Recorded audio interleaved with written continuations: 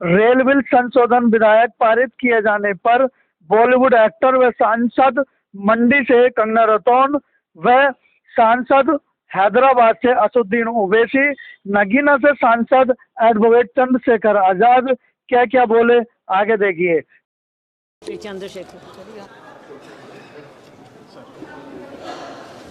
माननीय सभापति महोदय जी, मैं सर्वप्रथम तो आपका धन्यवाद करता हूं कि आपने मुझे रेलवे संशोधन विधेयक 2024 पे अपनी बात रखने का मौका दिया।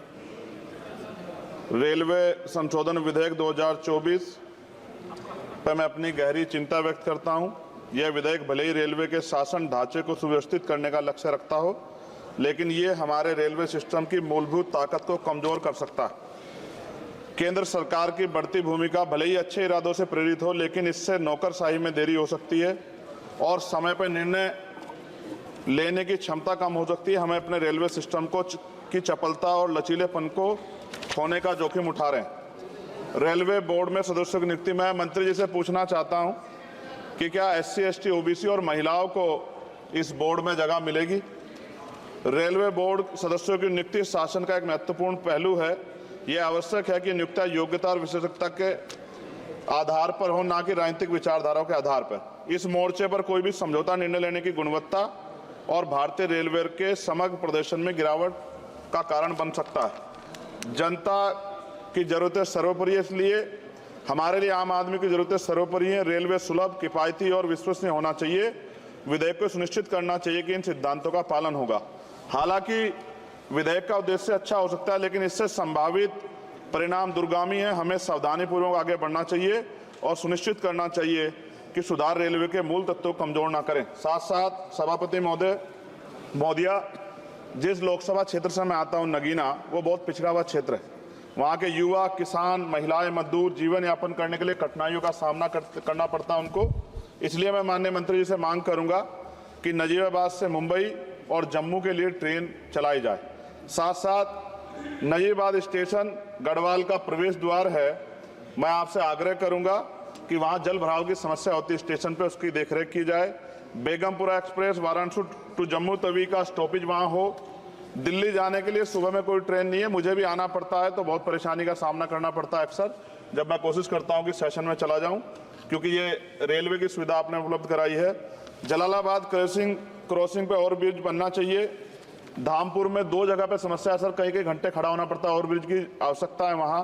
नगीना में ओवरब्रिज की जो कोतवाली वाला क्षेत्र है उसमें, सेहोरा में ओवरब्रिज की दिक्कत है, किरतपुर में है। और बैकलॉग सर बहुत इंपॉर्टेंट विषय है। रेलवे का बैकलॉग जल्दी भरना चाहिए। जनरल कोच बढ़ाए जाने चाहिए, क्योंकि बहुत बड़ी आबादी रेलवे में सफर करती है। बहुत लोगों की जान दुर्घटना में जा रही है। हमने कई एक्सीडेंट जो है देखे हैं, और एक कर्मचारी की जान के जिस तरह दब गई, ये भी एक बहुत बड़ी समस्या थी। जनता में गुस्सा पैदा हुआ, इसकी रोकथाम की जाए। गरीब यात्रा करने के लिए जाता है, अंतिम यात्रा ना हो जाए, इस बात का हमें ध्यान रखना पड़ेगा। साथ साथ इसका मुझे एक मुख्य कारण ये दिखाई देता है कि लोको पायलट को रात और दिन में ड्यूटी करनी पड़ती है। मैं खत्म कर रहा हूं। रात की ड्यूटी कठिन है, उसके बाद पर्याप्त आराम चाहिए।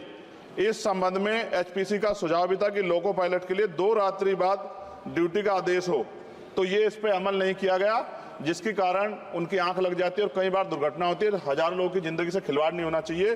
कोरोना काल में बंद गई ट्रेन पुनः चालू की जाए, और SC, ST, OBC के बच्चों को जो पहले पास मिलते थे, जब कई कंपटीशन की तैयारी के लिए वो पेपर देने जाते थे, मिलते तो बंद कर दिए। सरकार कहती है हम दलित पिछड़ों के हितैषी हैं, लेकिन जब सरकार उनके बच्चों के आगे तरक्की के रास्ते बंद कर दी तो कैसे चलेगा? और जिस तरह लगातार निजीकरण हो रहा है, इस निजीकरण से सरकारी नौकरी खत्म हो जाएगी रेलवे में, तो ये दलित पिछड़ों के बच्चे कहाँ जाके बैठे, कौन सी कुर्सी बैठे? आज भी देश में सामाजिक गैर बराबरी है। तो मैं इसलिए मंत्री से मांग करता हूँ कि आपने नजीबाबाद में वंदे भारत का स्टॉपेज दिया, इसके लिए मैं आपका धन्यवाद करता हूँ। लेकिन ये भी, इसके अलावा हमने कई मांग उठाई थी, लेकिन उन पर कोई कार्रवाई नहीं हुई। तो मंत्री जी, पार्टी से अलग हटके आप सोचें कि उस क्षेत्र का भी तरक्की होनी चाहिए, ये भी आपके अधिकार क्षेत्र का मामला है। मैं दोबारा सभापति महोदय को धन्यवाद देता हूं और माननीय मंत्री से आग्रह करता हूं कि हमारी मांगों पर ध्यान दें और उस क्षेत्र में अवसर पैदा हो, इसका ख्याल रखें। बहुत बहुत धन्यवाद। मिस कंगना रनावत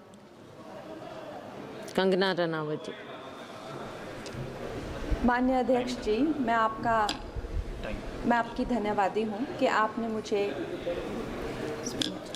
कि आपने मुझे रेलवेज अमेंडमेंट बिल 2024 पर अपने विचार रखने का मौका दिया।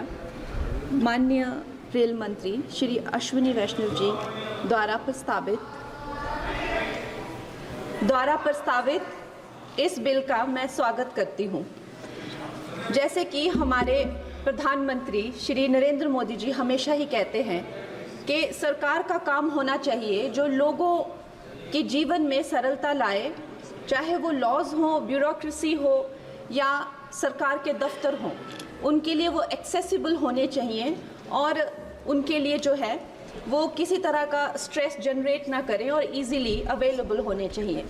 निश्चय ही ये जो बिल है इस उद्देश्य में जो है वो सफल होता है और इसके अंतर्गत जो है 1905 में जो रेलवे बोर्ड एक्ट था उसको 1989 में जो रेलवे एक्ट है उसमें क्लब किया जा रहा है। निश्चय ही इस तरह के जो एक सिंगुलर लॉ बनाकर जो है वो आई फील कि हमारे जो साधारण मानवीय हैं उनके लिए बहुत ही इजीली अवेलेबल होंगे, एक्सेसिबल होंगे, इसीलिए मैं इसका स्वागत करती हूँ।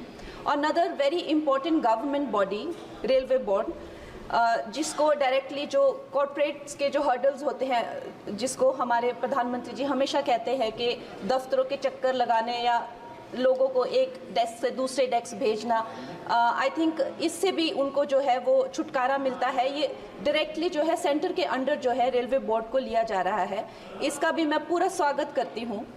और उसके साथ ही वंदे भारत की जो हमारी जो ट्रेन्स हैं वो हमारे लिए आत्मनिर्भर भारत आधुनिकीकरण का एक बहुत बड़ा, एक प्रभावशाली उदाहरण, एक चिन्ह बनकर आई हैं सामने। और जब 68 वंदे भारत जो है भारत को दी गई थी तो उसमें से एक वंदे भारत हमारे हिमाचल जैसे छोटे से प्रदेश को भी दी गई थी, ऊना शहर में।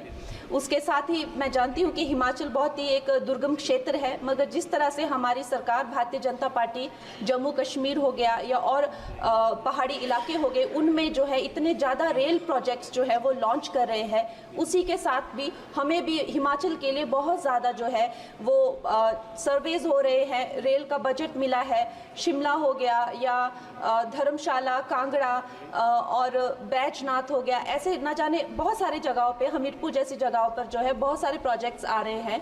लेकिन मैं माननीय मंत्री जी का ध्यान मैं मंडी क्षेत्र की तरफ लाना चाहूँगी। एक्चुअली मंडी क्षेत्र 60 to 70% ऑफ जो हिमाचल का जियोग्राफिक एरिया है वो मंडी क्षेत्र में ही आता है और हमारा जो क्षेत्र है उसमें अभी तक इस तरह का ना कोई सर्वे हुआ है ना सुविधा है। अगर हमारे क्षेत्र में अगर चाहे वो सेंट्रल मंडी अगर दिल्ली से जुड़ रहा है या चंडीगढ़ या चाहे अंबाला जैसी 2-3 जगहों से भी अगर हमें जोड़ा जाए तो हमारे हिमाचल की जो प्रगति और विकास है उसमें हमें बहुत सहायता मिलेगी। और उसके साथ ही मैं बहुत बहुत बधाई देती हूँ हमारे मंत्री जी को for 2024 railway amendment bill. Thank you. Shri Owaisi ji. Madam, at the outset, this bill is superficial. It is merely an exercise of moving papers around and fails to address the pressing challenges that are being faced by the railways. The bill even fails to incorporate any of the recommendations made by several expert committees over the years. The Committee on Restructuring of Railways 2015 to protect the interest of stakeholders, promote competition recommended setting up an independent regulator, but this current bill fails to create an independent regulator. Madam, just to give a picture of the unseriousness and incompetence of the current current deposition, in May 2017, the Union Cabinet approved the constitution of RDA. RDA was somewhat limited, was like a regulator. The authority is yet to be set up, Madam. The Sridharan Committee 2014 emphasized the importance of granting financial powers to zonal administrations, allowing them to independently handle project tenders and other financial decisions without seeking approval of the Railway Board. Madam, similarly, the Committee on Restructuring Railways 2015 argued that empowering zones would foster healthy competition, enhance accountability for transport performance and profitability. This bill has again failed to act on any of the recommendations. I give a specific example, Madam. The Balasore train disaster highlights significant flaws in the railway compensation mechanism. The ex-gratia announcement totaling 32.8 crore, 76% of the 1102 officially affected victims sought justice through RCTs, filing 841 pleas for enhanced granting compensation. Then what was granted, Madam, out of 790 cases, were resolved, granting 18.69 crore additional compensation, with the highest individual hike being 5.4 lakh. Madam, data reveals 90 injured victims received no initial compensation, and 32 cases were contested by railways demanding proof of travel. The bill could have prioritized addressing the systemic shortcoming, but instead fixates on procedural formalities, leaving critical issues of victim relief and justice unaddressed. Train derailment, madam. The staffing shortage itself is the frequent and often fatal train collisions and derailments. In last 5 years, madam, 351 persons died, 970 were injured in 200 consequential railway accidents. This includes the horrific Balasore and Kanchenjunga train accidents. About the Kavach system, madam, as of February 2024, Kavach had been deployed on only 1465 route kilometer and 139 locomotives, with major routes like Delhi-Mumbai, Delhi-Kolkata still not covered by the system. Madam, the railway collisions are major safety challenges. In the annual report from Commissioner of Railway Safety suggests that train derailments in the country is much bigger problem for railway safety, with train derailment accounting for 75% of total rail accidents in 22-23. Madam, in 1 minute, madam. Train defects were the single largest cause of train derailments, accounting for 40% of total derailments in 22-23. Madam, CAG has, in his report on derailments, Indian Railways found significant shortfalls in train inspection, with even for Group A and B, broad gauge routes had a shortfall in inspection ranging between a 30 and 50% different zones, meaning the tracks were non-inspected in stipulated period of time. Madam, there are 3 lakh vacant non-gazetted posts, and the railway board said the decision to re-engage retired staff was taken, keeping with difficulties being experienced by zonal railways due to vacant posts.